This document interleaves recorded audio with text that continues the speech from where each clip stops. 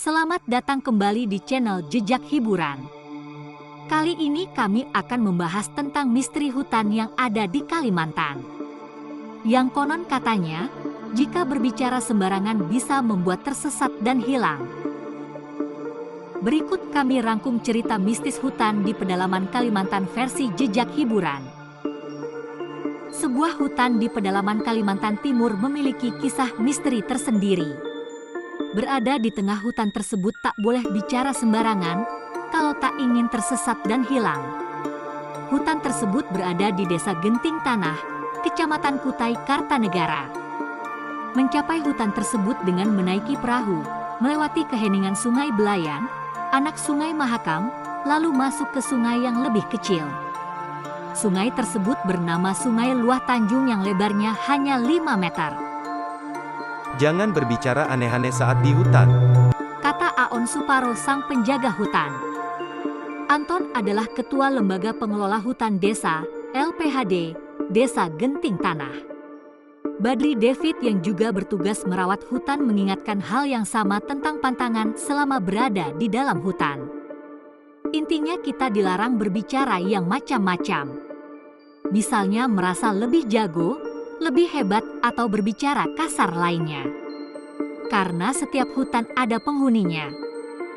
Pak Mep menyebutkan, penghuni hutan yang dimaksud adalah penghuni gaib. Jika marah karena ucapan seseorang, penghuni gaib hutan tersebut bisa bikin tersesat dan tak tahu jalan pulang. Setiap hutan ada aturannya yang harus ditaati. Jangan berbicara kasar, jangan merusak hutan, jangan mengambil sesuatu secara berlebihan. Dia menceritakan, pernah ada warga yang tersesat karena mencoba menebang pohon di hutan tersebut. Beruntung warga tersebut membawa mesin pemotong pohon. Arah suara mesin itu jadi petunjuk warga lainnya untuk mengeluarkannya dari hutan. Kata Pak Mep yang berprofesi sebagai pekebun kelapa sawit. Kisah lainnya, suatu ketika desa ini kedatangan petugas kehutanan untuk membantu warga memetakan hutan desa. Pemetaan dilakukan dengan membuka akses di pinggir hutan. Saat membuka akses itu, tentu dibutuhkan parang untuk menebas semak belukar. Saat asyik menebas, tiba-tiba parang terlepas dari gagangnya. Kita berusaha mencari parang itu namun tak kunjung ketemu. Seharusnya, parang yang terlepas dari gagangnya itu tidak jauh dari lokasi mereka. Apalagi tebasan tidak terlalu kuat sehingga hanya jatuh di sekitar mereka. Saya bilang ke petugas itu, penghuni di sini minta parangmu. Petugas kehutanan itu tak langsung menjawab dan hanya memberi kode, sudah tidak usah disebut. Petugas itu paham kode dari penghuni gaib sehingga meminta Pak Mep untuk tidak disebut nyaring-nyaring. Mereka lalu meninggalkan hutan hanya dengan membawa gagang parang.